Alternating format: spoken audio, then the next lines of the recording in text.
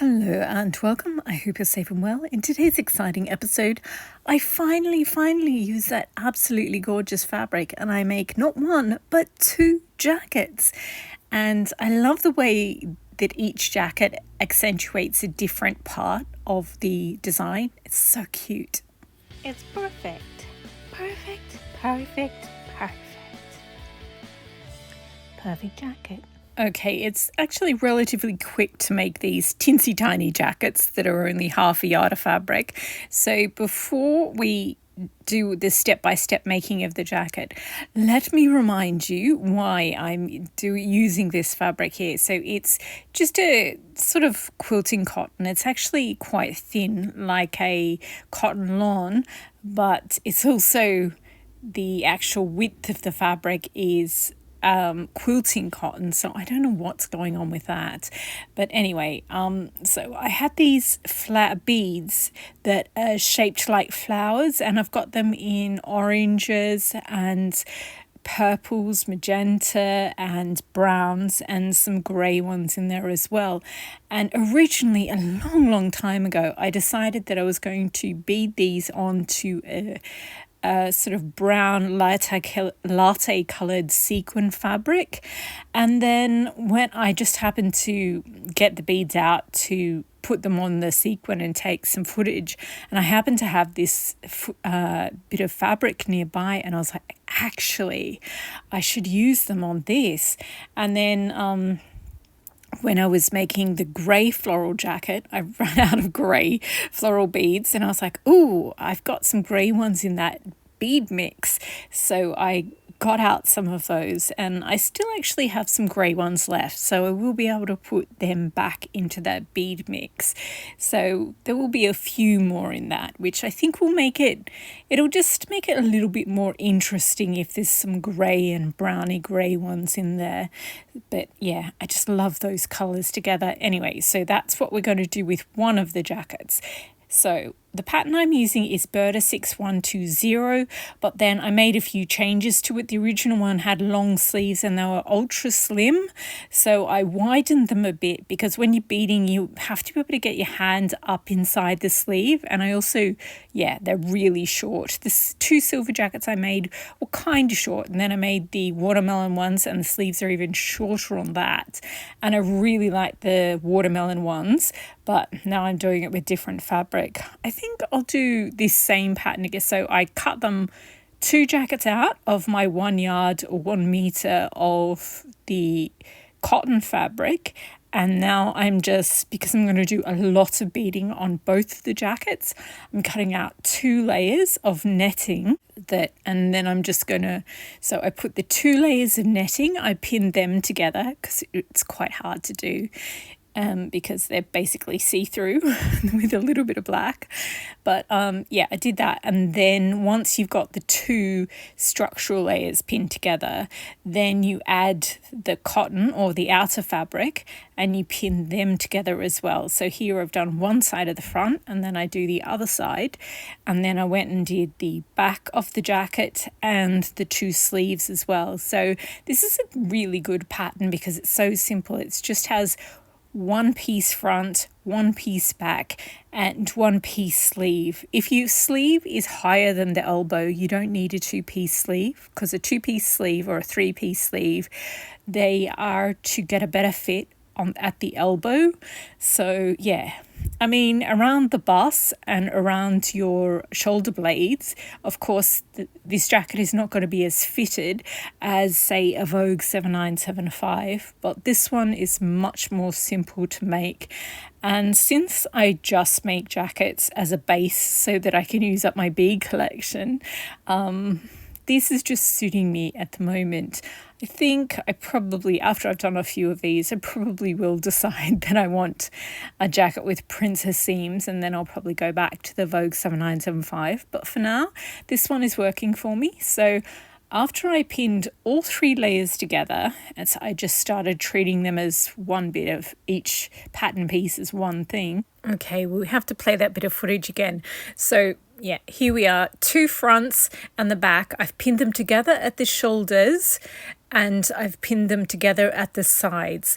So now I have to machine sew that, and then I also, the sleeves, because it's a one-part sleeve, all I have to do is pin the two sides together that form the undersleeve, and then I'll machine sew them. And because I'm making the whole of the outer jacket, then I'm beading it, then I'm adding in the silk lining.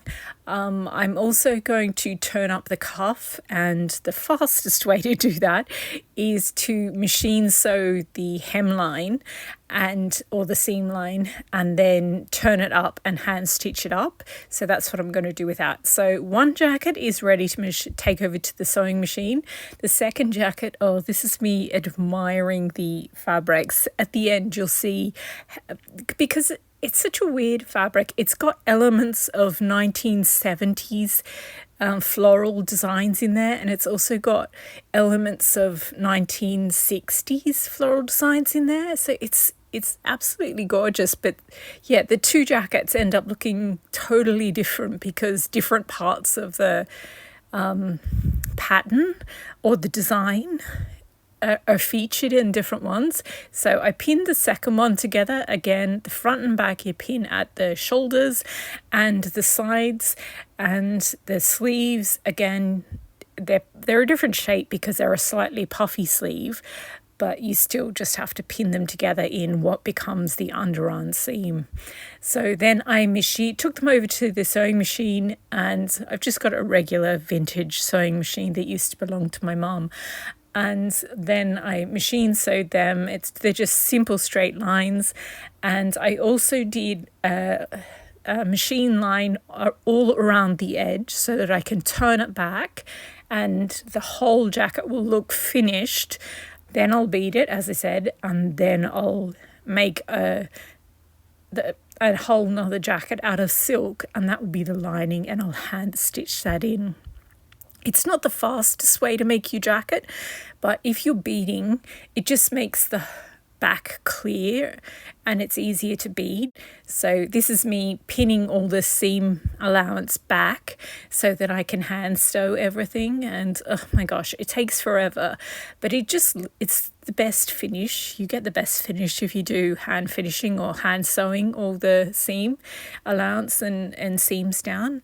So yeah, I pinned everything. Sometimes I pin one thing, hand stitch it, pin the next thing, hand stitch it, and then other times I'm like, no, I'm just going to get all the pinning over with to start with, and then I'll do all the hand stitching. Because the hand stitching is, they're really, really tiny fiddly jackets, and they've got pins sticking out of them everywhere, so it does make it a little, your thread does get stuck on quite a few things. So it's a little frustrating sometimes that way. But you also sort of get into a rhythm regardless. So I don't mind hand stitching. Sometimes I think I will not like it, but then I get into it and I really like it. So it gives me time to think about the designs. So this is me showing you, I think at this point, I've done 3 of the 4 sleeves, and I'm just on the halfway through the 4th sleeve. And so as I was taking out my pins, I put the long ones in the long pin box, and because it was just, I think I dropped my pins and they're all mixed together, which annoys the bejesus out of me. So as I was unpinning and stitching, I carefully put them in their little sections. So now I've got them all neatly in their right sections. I was very happy with it. Oh, and I've been working on some beading, and I also just cleaned out my junk drawer, and so I separated all the beads. Like there's a jar of sequins, there's a jar of mixed beads, there's a jar of beads that are flower shaped. And yeah, so there was all this stuff on my sideboard. So I went and cleaned it, and here we go. I love this phase of the jacket where the whole of the body of the jacket is done and the sleeves are all finished. And all you have left to do is setting the sleeves. And I just think they're so cute, and that you've done so much work. And setting the sleeves is tricky, but I don't know, it feels like the light at the end of the tunnel. You're just like, I've done all the bits. I just have to do the one bit, stick them all together. And yeah, so it's almost done. Not really, but almost done.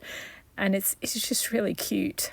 So yeah, as you can see, one is cropped, one is mid-length, and the two sets of sleeves are slightly different too. So to put the sleeves on, you lay down, I think the thing that most people get confused about is the front of the sleeve or the back of the sleeve. So you just lay your jacket down, and there's pins on most patterns. You have a double pin in the back of your sleeve, but with this pattern you have a single pin in the front of your sleeve. So you just make sure you've got the front of the sleeve at the front, and then you do one sleeve and then the other sleeve. So when I'm setting a sleeve, what you do is you have a pin at the center top, pin at the center underarm, and then there's these other notches that you have to have pins on as well. And then you just match up the two center tops. You're getting distracted by the pretty pattern again. You match up the center tops, you match up the center bottoms, and then you do the bottom 2/3. And then the top third, you have to ease that in. So that's the tricky part that you leave till last. And this is the one with the slightly puffy sleeves, and the shorter one has flush sleeves. So I pinned them, then I machine sewed them. And then once you've machine sewed them, you have to cut notches in the bottom, in the underarm. And then you push all the seam allowance up into the sleeve. And normally you splay seams and do half and half, but when you're attaching a sleeve, you push it all up into the sleeve because it helps round out the sleeve, and you pin it into place. And then I stitch once from the outside, and then I turn it around and I stitch once from the inside. And that way, people, I don't know, it's weird. On other sewing channels, people complain that their sleeves fall off. I think it's because they don't stitch down the seam allowance, or I just don't know, and it's never happened to me. So this is what I do, and my sleeves never fall off. I do not understand how sleeves fall off. So yes, just hand stitch in the seam allowance, and then you get a beautiful shape on your shoulders, on your sleeves. And also, yeah, they don't fall off. And here are the two finished jackets. Oh, this is me pointing out on the larger of the two jackets. Larger, I mean, they're both tiny. There is actually a mauve peony. It's sort of at the side, under the arm. And the shorter one, you see the big mauve peonies on both sides and at the back of the bottom of the back as well. So one of them is very mauvey, magenta-y, and that's the cropped one. And then the other one's got golds and browns and a lot of coral in there as well. So yeah, I don't know. I don't know which one will have the flower beads on it. So with the grey jackets, what I did was the flower beads were on the actual jacket because it was a boring grey felt, so I wanted to cover the entire jacket. But with these ones, the actual jacket is beautiful. So what I'm going to do is do chandelier beading, and instead of having a chandelier bit at the bottom like a teardrop, I'm going to have a flower hanging off a row of seed beads. So you'll see most of the jacket. So one of them's going to be like that, and then the other one, I don't know, maybe I'll use magenta and scarlet and sort of purpley beading, or I could use brown and sort of gold beading. I'm not sure. I'm very glad that I have two small jackets because it gives me options. Oh, and as I was making it, I was like, now that I'm making jackets that are half the size, I'm only going to use half the beads on this. So what I'm going to be able to use the beads on this 1960s, 1970s floral print jacket, but I'll have half of them left over, which means I'll be able to also do my original idea of I'll make two tiny brown jackets of the sequin fabric as well. And one of them I'll be able to do the original floral beading I was going to do on that, which is like on the actual jacket, not hanging down off the jacket. So yeah, this is very exciting. So many different ideas, and normally you have the fun of working out loads of different ideas, but then you have to pick only one and execute that one. But making tiny jackets that are half the size, it means you can actually make more finished jackets, even though they are tinsy wincy and boleros. I'll just wear, like, in the colder months, I generally live in places where it doesn't get that cold, so I can just wear a long sleeve top underneath and wear the bolero over the top, and still, it'll be fine. Or I can just wear them for 3 seasons and not the 4th season of the year. But yeah, I'm going to have so many different jackets, and one of them is going to have a magenta triangle on the back, definitely, and maybe a smaller piece of watermelon on the second jacket, maybe, or maybe a gold and brown sequin triangle on the back of the second one. I don't know.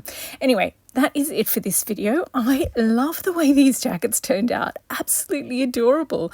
I think I've still got loads of other versions of the Burda 6120 that I have to make up. But also, I love these 2 tiny jackets. They're just the perfect size for beading. So next jacket making episode, I will either do 2 more of these ones that are already cut out and that are waiting to go with the long sleeves, and there's a 3/4 sleeve one, there's a puffy 3/4 sleeve. So those ones are longer sleeves. So I might do a couple of those, or I might do 2 more of these in tweeds. Which would you prefer to see as my next sewing? So not the next episode, but the next one where I actually sew something. Because my next episode is me talking about free PDF patterns as part of Sew Frugal for this month, the sewing challenge for this month.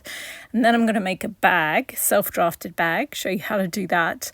And then I think might have a beading episode, and then there'll be another jacket making episode. So yeah, I think the 2 jackets out of tweed is what I want to do, but maybe the long sleeve jackets. Anyway, that is it for this episode. Thank you very much for watching. I hope you enjoyed. I love the colours in these jackets. I just love them so much. I think you should go to your fabric stash, get some gorgeously colourful fabric, and make something adorable out of them, out of your bright coloured fabrics. Happy sewing!